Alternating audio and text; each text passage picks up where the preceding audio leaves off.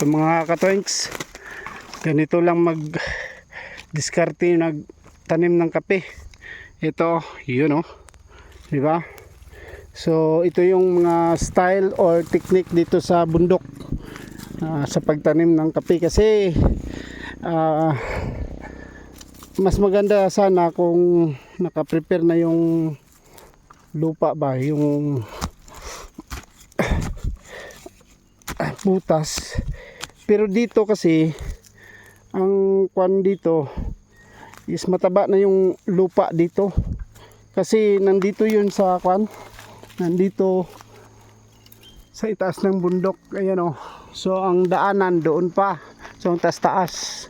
So mahirapan tayo alsa nitong mga kape. So mayroon na akong natanim dito, isa, ayun pa, dalawa, tatlo, apat, lima, basta marami ito natanim ko. So ang ginagawa ko, ito mayroong sukatan ako dito para hindi tayo mawala. Ayan, so ganito lang. Good na seedlings ito, kasi ako talaga nagpunla nito galing sa pagsilik ng pag nito seeds. So ito yung diskarte ko, ginagawa kong pakbag ang yan, sako, lagyan ng kape na seedlings. So ngayon, ayan, madami na yung marami na yung natanim natin dito. Ayan so anong pitsa ngayon? Nasa March 24 na ngayon, 2026. Ito na yung first na tanim ko dito sa farm. So ayan so maganda ito.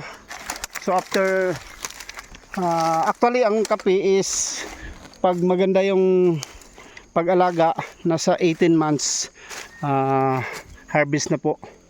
Ayan so ngayon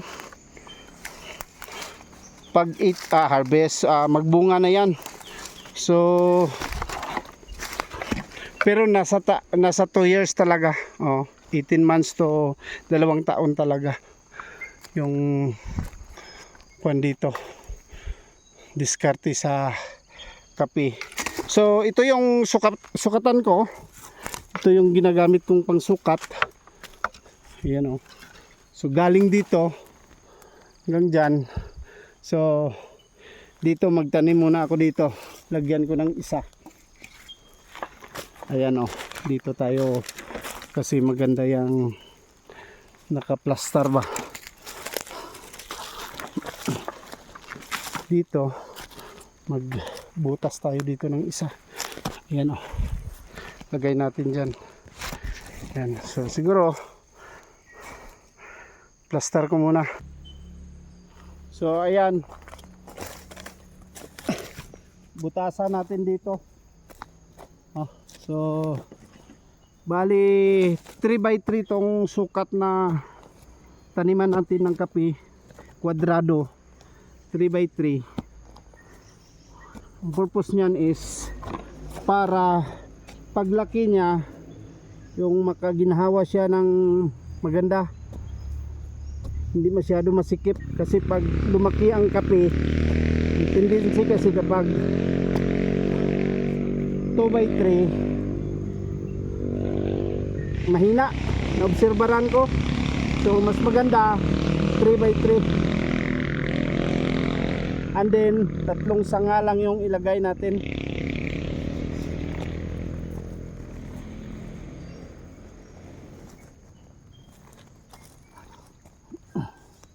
So ganito lang. Uy, mala.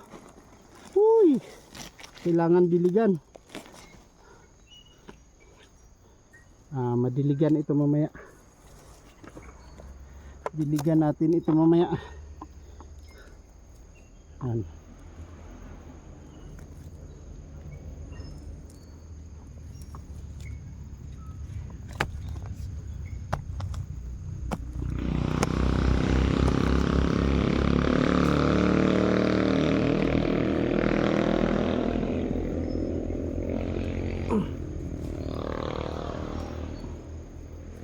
So ayan lang guys.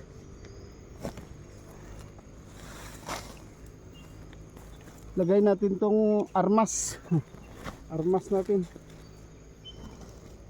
Ay, gutom na kasi. So ganito lang yung mga diskartehan dito sa taas ng bundok. Nasa taas kasi ako ng bundok. So ito yun. Ito yung pangsukat ko. 3 by 3 hanggang dito. So lagay ko lang dito kasi yan. Ang ganda ng seedlings ko. Actually maganda. Green Robusta po ito. Ang variety ng ating kape, Green Robusta. So ayan o. So nakalinya talaga ito. 3 by 3. So kwadrado. Yan pa. Ayan o. Maganda yung tindig niya kasi mayroon na siyang mga sanga. Ayan. So ayan yung nakaganda dito. Parang uulan na. Siguro mag-uwi na ako mamaya kasi dumidilim na ang paligid. Mabuti naman at madiligan yung mga tanim natin dito. So kakain muna ako ng tinapay kasi naiwan yung dala kong baon. Mayroon akong nilagang saging doon at saka kanin, ulam.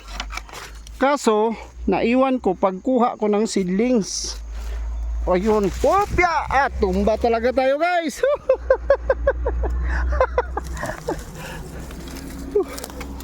Ayun, ganda. Yan o. Yan o. Dalawang linya. Ganda yan o. Gutom na. Lang persa. So dito ang gagawin ko dito kasi mayroong kape dyan. So siguro ihati ko na lang. Pwede rin 3 by 3. Pabayaan na lang yan. Isa lang naman yan. Buti yan kasi magdubli. Hop, yam ni popcorn. So pawat bags. Ayan o. Ang daming tanim dito. Ang problema nito kasi hindi naalagaan. Kaya namatay. Kasi ang daming kahoy ang tataas. So ito na ngayon. Wala na. Tumba na. Kinuha ko na lang yung lahat ng kahoy. So panggatong na ito. Maraming panggatong dito. Ngayon naman ay lagyan natin ng kape. Ganda yan. Nakalinya talaga yan. Uy. So hanggang dito na lang siguro mga katoinks. Update ko lang kayo kung ano mga nangyayari sa tanim natin dito. So God bless po sa lahat. Tataas. At sa mga nakapanood nito, baka hindi pa po kayo subscribe, ako inaanyayahan ko po kayo na mag-subscribe sa ating YouTube channel. So malaking tulong na po ito sa akin. Salamat po at God bless.